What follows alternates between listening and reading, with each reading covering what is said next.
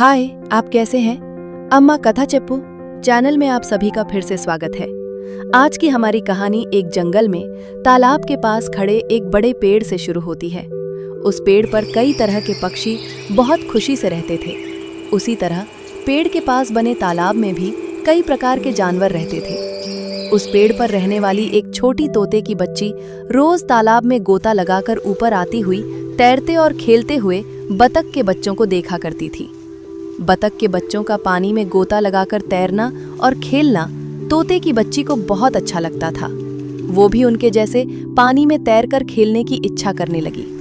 एक दिन सुबह तोते की बच्ची ने अपनी माँ को तालाब में खेलते हुए बतख के बच्चों को दिखाया और बोली, माँ, मुझे भी इन बतख के बच्चों की तरह पानी में गोता लगाकर तैरते हुए खेलना है। तब उसकी माँ ने कहा, नहीं बेटा, तैरना हमारा काम नहीं है। जो काम हमें नहीं आते उन्हें करने से खतरा हो सकता है। इतना कहकर वो भोजन की तलाश में उड़ गई। लेकिन तोते की बच्ची ने माँ की बात नहीं मानी।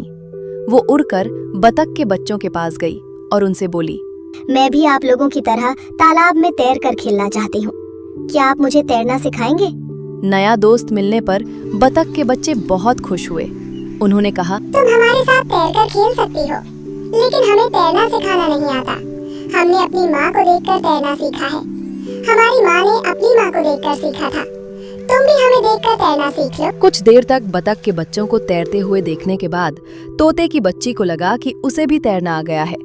वो तालाब में उतरकर तैरने की कोशिश करने लगी, लेकिन असल में उसे तैरना नहीं आता था, इसलिए वो पानी में डूबने लगी। ये देखकर माँ बतख तुरंत वहां पहुंची और अपनी चोंच से तोते की बच्ची को पकड़कर बाहर निकाल लिया। फिर उसने बतख के बच्चों को डॉक्टर कछुए को बुलाने भेजा।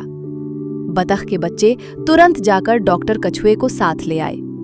कछुए ने तोते की बच्ची को देखकर उसके पेट को दबाया और उसके द्वारा निगला गया पानी बाहर निकाला।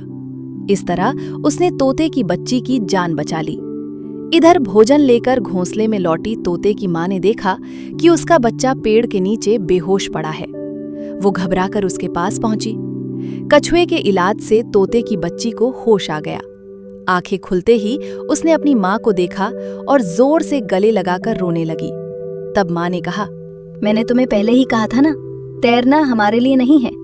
नया काम सीखना गलत नहीं है, लेकिन किसी भी काम को पहली बार करने से पहले अच्छी तरह अभ्यास करना चाहिए, वरना ऐसे ही खतरे हो सकते हैं। आगे से सावधान रहना। फिर उसने सही समय पर अपने बच्चे की जान बचाने के लिए बतख और कछुए का धन्यवाद किया। अपनी गलती समझ चुकी तोते की बच्ची ने अपनी माँ से कहा, माँ, अब मैं कभी भी वो काम नहीं करूँगी जो तुमने मना किया हो।